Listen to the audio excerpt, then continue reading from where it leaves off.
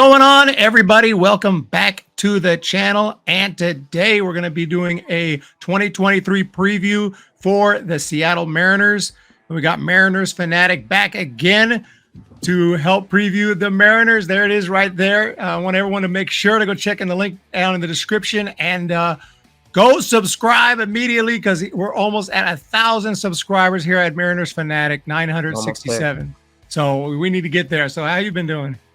Doing good. Got to get the grind back up now that season's coming up. So yeah, pump out those videos.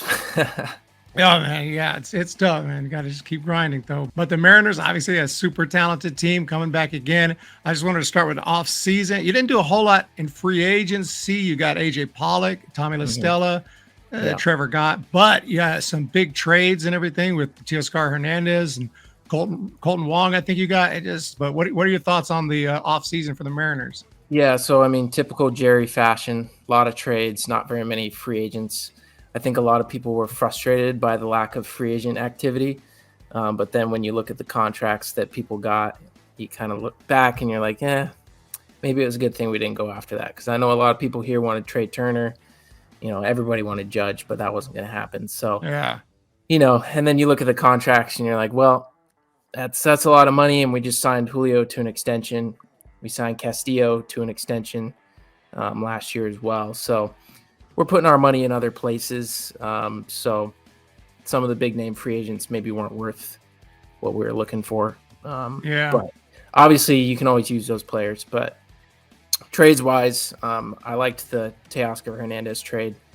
Haniger going to you guys across the bay. Right. You know, losing him hurts. Hopefully he stays healthy for you guys. But Teoscar is going to come in and be a big impact. Swanson, sucks to see him go, but last year was kind of his first big year. So selling high on him. And then we sent over another pitcher prospect who's pretty solid, but, you know, prospects are prospects. So I liked that trade. We also traded for Justin Topa from the Brewers. Relief pitcher for a low A ball. Jonathan Hernandez, solid guy, but you know, slow again, prospect, low A ball. And then of course the Wong trade, Winker and Toro just didn't really pan out here for us. So we had to move on from them. And then obviously the Pollock signing, the La Stella signing, again from you guys. We're taking all the guys from the Bay. Yeah. And then Trevor Gott, also from the Brewers. So I guess we're just taking Brewers and Giants players. Trevor Gott used to be here too, so yeah. Oh, he was too? Yeah. Yeah. So before he was with the Brewers. Yeah. Yeah. And then last season, we traded Donnie Walton to you for Prelander Baroa, who is one of our favorite prospects right now. I don't know what the Giants didn't or did see in him, but he's pitching already in spring training for us, and we added him to the 40-man roster to protect him from the Rule 5 draft. Okay. So he's definitely a prospect to watch out for, throwing 100 miles an hour. Could be a starter, but probably going to come out of the bullpen. So he's probably one of my favorite prospects, along with Bryce Miller. So those two guys, we got a lot of arms. We just need the bats. So I guess you just signed Cole Calhoun or something, a minor league deal. So yeah, veteran presence. Power. Hopefully, I don't know if he'll make the team, but you know, he might, because Taylor Trammell got hurt. He was one of our, outfield options. So injuries come and go, so you need those veteran players to step up and come in. So yeah, I mean, he's got good power. He was pretty good with the Angels. Been a little while, but it's always nice to add some guys. It's just a minor league deal, so you don't have to put him on the team. But just looking at the lineup here, you lost Haniger, but you get Hernandez, big power. You get Wong, and then you got all these other guys like Julio Rodriguez, obviously big time player right there. Yeah, Ty France, huge power. Suarez, big power. You still got Jared Kelenic. Hopefully, I'm not sure how good he was last year, but I mean, he pretty good. He had a lineup. rough season last year, but he shows flashes, which is super frustrating. When you have a young guy who shows flashes that he can be good, but he's just not putting it all together. I mean, yesterday he hit 2 home runs, but last spring training he also went off, and then the spring training before that he went off, and so far, it just hasn't come together at the big league level. So, but yeah, that sucks. and Pollock and Crawford. So I mean, your youth is still there overall. Lineup is still really solid. Yeah. Ty Francis, I don't know how he's been doing with y'all, but he was a beast there in the minor league system with the Padres a couple years ago. Yeah, how's so he been working out? His first season in Seattle went pretty well, and then last year he was doing really well. He was batting like 330, and then he had a collision at first base in the game against the A's, and the rest of the season he was just kind of nursing that injury. He finally admitted over the offseason that, I probably should have stayed out longer. And it's like, but I understand guys want to play. But hopefully this year he's fully healthy and can come back and really, be himself, because he hits. That's all he does. So, all right. Yeah, super solid. There's your bench. Tom Murphy. So you think it's Tom Murphy going to be the backup catcher right here? You got Cal Rayleigh as the starter. Yeah, that's the plan. He was hurt all last year, Tom. So hopefully, he can come back and be healthy. He's solid veteran presence that we need. He was with us briefly too, at spring training back in 2019, I think. Another Giants. It's just crazy. Yeah, Giants and Mariners. Giants, I guess. Yeah, they're in touch. There's Tommy LaStella, former Giant. Yeah. Dylan Moore and Sam Haggerty. So 2 utility guys, really, really good, playing all over the field, a lot of speed. Moore's hurt right now, so he's supposed to be ready by opening day, but I don't know. They're never really sure. The reports are always mixed, I feel like, with stuff, but hopefully we get some more updates on him, but he might not be ready for the season. Evan White is a name you might not have heard Evan White in a little while. He's finally healthy and back again, so hopefully we can get him back in the mix. And then Cade Marlowe is an outfield prospect. For some reason Kelnick's not doing well. Marlowe could step up, but there's options. I think pitching, we're fine, totally fine. I'm more worried about the lineup over the course of the year. So I see. Bring it up here. Okay, so that's your offense. It looks pretty solid. And we have a rotation right here. Castillo, Logan Gilbert, Robbie Ray. This is crazy. George Kirby, Marco Gonzalez. Like Marco Gonzalez was your ace a couple years ago. Now he's number 5. 2019. So. He was your number 1 guy, if I remember. Now, and he's been solid. I don't know about last year, but I thought he was still pretty good. And he's your number 5 guy. That has to be a good sign. I don't know. He's up and down. People are starting to lose some confidence in him. Okay. But he's realistically a 5 starter on any playoff team. Right. So ideally, for a playoff team, this is where you want him to be. He can still pitch, but he's got competition with Flexen, Chris Flexen, who pitched well for us the past couple years. And then we've also got a number of young guys like Prelander Baroa, Bryce Miller, Emerson Hancock, prospects who are pretty solid, that if he can't figure it out, he's still got a couple years left on his contract. But at the end of the day, if we're shooting for the playoffs, he's not going to stick around in that 5 spot. The rest of the rotation, though, I mean, what are your thoughts on Castillo, Gilbert, and Ray here at the top 3? I don't know how they've been doing. Robbie Ray's kind of up and down his career, but he won the Cy Young, so not long ago. Then yet Castillo. Yeah, Castillo. I mean, he's clearly our ace. We signed him to the extension over the off, or it might have even been during the season. I can't remember, but he's a guy that I wanted for a couple years, and then Jerry finally got him. I was like, let's go. But yeah, he's our ace. Gilbert really, to me, is not our number 2. I actually think George Kirby is our number 2, just based on stuff and how he's going to be improving. But I mean, Kirby and Gilbert 2, 3. Robbie, it's funny. I mean, at this point, he's kind of the 4 starter unless he can get back to the Cy Young form. He had flashes last year, some rough patches, some spots where he pitched really well. And I really just think it comes down to his pitch selection, because he's only got 3 pitches. And so if he's getting hit, he's got to switch it up. And sometimes he's not able to get out of it. So we'll see, though. Still Cy Young caliber. He's still going to strike out a lot of guys. He just got to put it together. Yeah, you never know. He could have a bounce back year and bring back that Cy Young stuff, because he is kind of up and down guy. So we'll see what he does. And then for the bullpen, I'm not familiar with all these guys, but it looks like a pretty solid. I know Trevor Gott, because he used to be with the Giants. Chris Flexen, you talked about. The bullpen hasn't really changed much. Really just bringing in Gott. And then we'll see. We got Justin Topa from the Brewers. We'll see if he can crack the pen. And then the one thing that has always bothered me, but it doesn't seem to bother Jerry at all, is we don't have any lefties in the pen. And, yeah, I see that.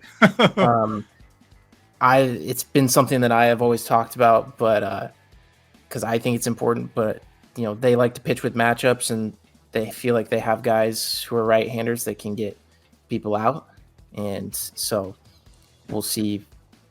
I don't know if that pen will shake up at all, but that's most likely what the pen's going to look like. So how is Sewald? Is he a pretty good closer for you all? Or? Yeah, well, we actually don't really use a closer per se. Okay. It's kind of Sewald, Munoz, and Brash are high leverage guys. I feel. They kind of just mix and match depending on the situation. Munoz is the best arm in the pen, and Brash is probably 2 or 3 there with Sewald. So Murphy is, eat innings. He's solid. Festa is solid as well. Flexen, Castillo. All right. But yeah. Looks pretty good. Is that like your weakest? Would you say between you got your offense, your starting rotation, and your bullpen? Is the bullpen your biggest worry between those, or? I would say the lineup. Oh, the lineup, really? Yeah. I mean, you got a lot of names there, but if France gets hurt again like he did and can't hit well, that's a problem. Obviously, Wong, has been up and down in his career. Kelnick and Pollock have to pan out. All right. And Suarez had a really good season last year, but the year before with the Reds he didn't. So, I think he'll be good for us again, but you never know. So, the only guys that I can really count on is Julio and Raleigh. So, yeah, I see what you're saying. If everybody has the year they're capable of, it could be a really good lineup. But yeah, if there's a lot of down years, struggles, injuries, whatever, yeah, it could be a problem. I see what you're saying. But, our depth is a lot better than the last 2 years, but it's still, not as good as it could be. So I see. But then you got your. I was just going to jump into the prospects and see if there's anybody who might be making an impact this year as far as your top guys. I know you probably mentioned a few of these guys, but some of these are lower. Like it seems like all these guys are kind of in the lower minor leagues. But you see any of these guys coming to help out here? Yeah. So Bryce Miller, Hancock, those 2 guys are probably the top starters in the farm right now. Miller's my favorite. He's probably going to be up with the club at some point. Okay. Taylor Dollard is also a solid name. But yeah, most of our hitting prospects are lower right now, so we don't have a lot of guys that are close. Harry Ford, our top prospect, he just finished up single A last year. Okay. He's probably going to get to double A this year, but I don't think he would make the push to make it to the big league club this year. Right. So Lazaro Montez there at number 10, he international signing from last year. I've seen video of him and he's just insane, but still several years away. So long way off. Yeah. Yeah. And then Prelander Baroa there at 15. So. Oh, Prelander Baroa. Okay. Yeah. He shows major leagues. Jonathan Clase, outfielder here. Yeah. He's on the 40-man roster, but he was hurt last year. So I don't know how soon he would be up. He hasn't really played above A ball yet. So he's got like 99 speed basically. So really, really good player. So that's why they wanted to protect him from the Rule 5 draft, but he's not close, I don't think. So, but overall, you guys look really good. I mean, you still have a lot of guys coming back. You lost a couple, but you also kind of replaced them through trades and everything. So, I mean, what are your thoughts on the division coming into 2023? Obviously, not a big competition there would be the champions, the Astros, but you could still slip in the playoffs, or you can try to fight for a division title. I mean, what do you think your chances are? Teams that you got to worry about here with the Rangers and Angels. I mean, A's probably not, but what are your thoughts on the division? Yeah, I mean, last 2 years we've won 90 games. I can see us winning 90 again. But the division's a little bit harder this year. But also, we aren't playing the division 19 times a year anymore. We've got the fully integrated interleague play. So less games against the division. We don't have to play the Astros 19 times. Yeah, so that's pretty big. I think we can challenge for the division, but it's definitely gonna be hard. The Astros are still good. They're hard to beat. They've lost a few people, but I still see them winning to the division. I still think we're gonna get second. I don't really put a lot of stock in the Angels or Rangers. I don't think they're going to be much better than 500. They signed and trade for a lot of people, especially the Rangers signed a lot of people. But DeGrom could get hurt. Evaldi could get hurt. Heaney, all those guys that they signed. I think they got there was a couple other people they signed as well. But the Rangers have to get better overall. And I think that they're kind of an older team, whereas we have a lot younger players and we're already where we're at. So, the Rangers could be good, but I don't really see them being much better than 500. Same thing with the Angels. They got Hunter Renfroe and made some moves this offseason. But overall, they just haven't put it together in a while. And I don't really think their situation has changed much. I think the Angels are better than the Rangers. So I don't see that standings changing much. Yeah. The Astros probably won't win 106, probably like 96, but I see it being pretty similar with the Angels and Rangers just being closer to 500 or maybe a little bit above. Yeah, that makes sense. They've been trying to get better for a while, and like you said, it hasn't really happened yet. So I feel the same way. The guy did the Astros preview has said the same thing. He thinks Mariners are the main team to worry about. So it looks like it's a two-team race. At least that's what it looks like. You never know. It's baseball, but yeah, that's awesome. You guys have, and even if you don't win the division, you enter the playoffs, anything can happen. So expanded playoffs, really good looking team, a really young team. And I'm really excited about the Mariners to see what they can do. So we'll see. I guess we'll be playing you because I think every team plays every team, right? So Yep. We'll see. I don't know if we're playing you guys here or down in San Francisco. I don't either. I haven't been to Oracle Park, so I got to make a trip down there if we're down there. So. Oh yeah, I haven't been there either. I think that's in San Francisco, July 3rd through July 5th, July 4th. So July 4th holiday. Oh, July 4th. San Francisco. Yeah, so. Definitely.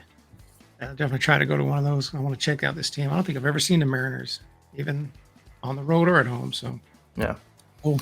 Got to check them out. Yeah, for sure. Make sure everyone go again. Check out Mariners Fanatic. Subscribe to the channel. Just almost at 1,000 subscribers, so that has to happen right away. So make sure everyone please do that. Thank you guys again for jumping in for this Mariners preview. So best of luck in 2023. I appreciate you coming on. Yep. All right, everyone. See ya.